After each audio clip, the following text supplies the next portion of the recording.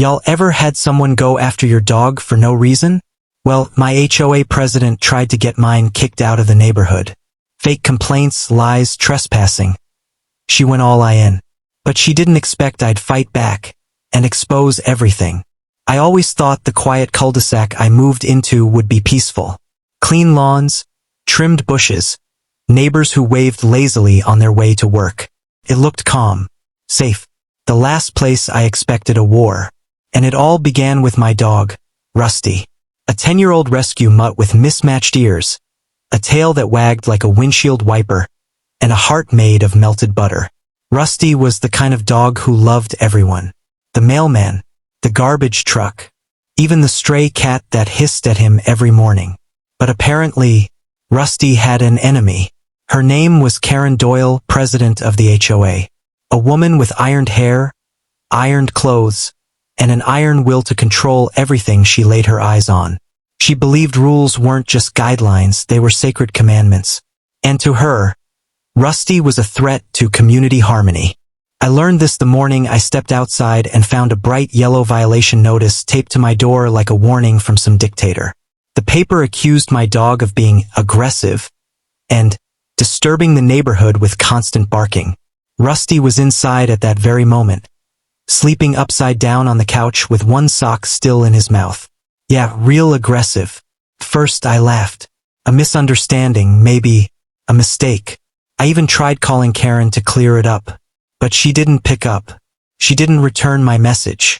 And the next day, a second notice appeared. Then a third. Then a fine. $100. Then $300. Then $500. Every day, more accusations. Barking, chasing kids, digging up flower beds, threatening pets. All lies. All impossible. Rusty barely walked without permission. But suddenly, neighbors avoided me. Some crossed the street when I walked Rusty, their eyes darting, confused. Because Karen wasn't just sending me notices. She was circulating warnings. That's when the frustration turned into something darker. A sinking feeling that someone wasn't just annoyed. They wanted Rusty gone. One evening, after another long day, I stood in my backyard watching Rusty nose around in the grass.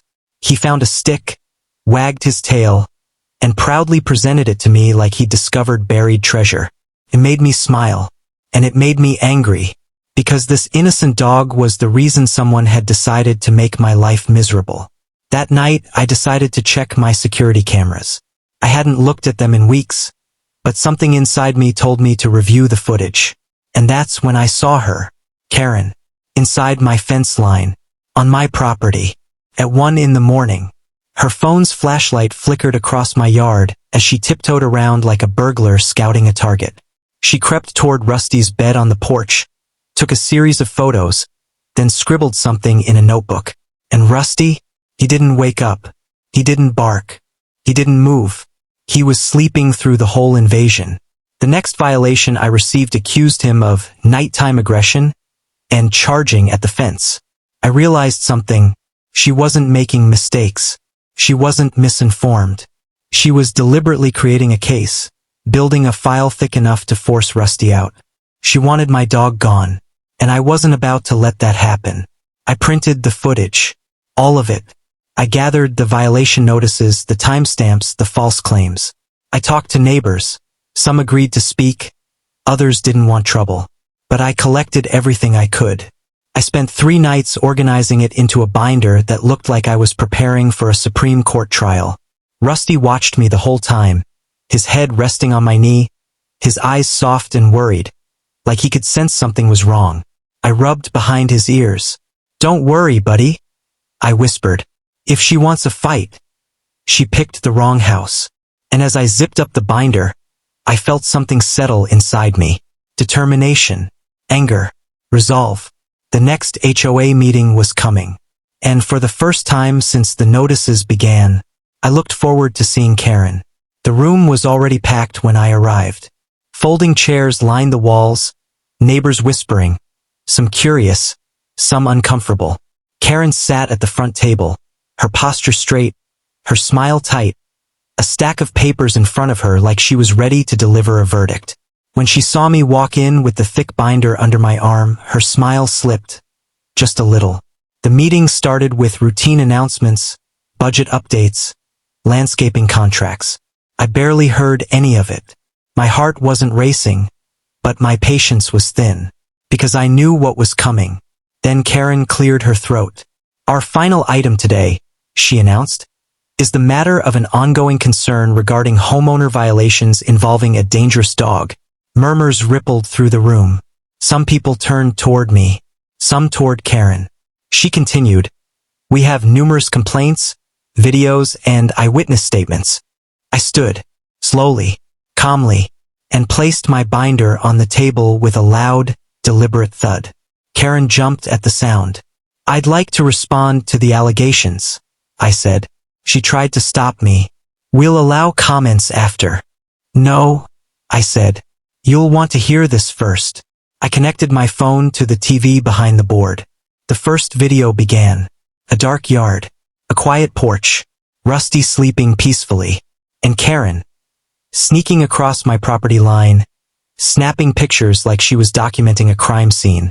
Gasps filled the room. One board member leaned forward. "Is that you?" Karen's face drained of color. She stammered, "This is taken out of context." I played the second clip, and the third, and the fourth. 3 weeks of footage. 3 weeks of trespassing. 3 weeks of staged evidence. Rusty never barked, never chased anyone, never left the yard. The room fell silent. Some neighbors shook their heads in disbelief. Others folded their arms, glaring at her. I wasn't done. I laid out the printed statements from neighbors confirming Rusty was harmless. I displayed the letter from animal control stating that not only was Rusty non-aggressive, but that harassment complaints had been filed by someone suspiciously resembling Karen. Then I read the violation reports aloud, one by one, matching each claim to footage that proved the opposite. By the time I finished, even the board members looked tired, exhausted by the mountain of lies. Karen finally stood, her voice cracking as she tried to regain control. This is all manipulation. Clearly he edited." One board member cut her off. "Enough. Sit down." The vote didn't take long. In fact, I'd never seen an HOA board look more unified. All violations were dismissed. All fines removed. Karen received an official misconduct warning, and a new rule was passed. Any future complaints involving my property or my dog had to be reviewed independently, meaning Karen was permanently removed from anything involving me.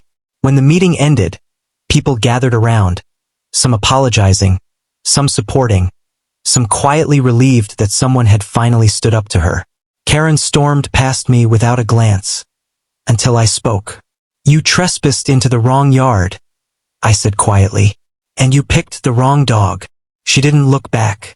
Not once. That night, Rusty curled up beside me on the couch, resting his chin on my leg. His tail wagged slow and steady, like he knew the storm had passed. He didn't understand the violations, the meetings, the lies, but he knew one thing.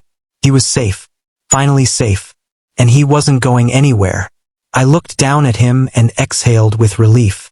"I told you, buddy," I whispered, running my hand over his head.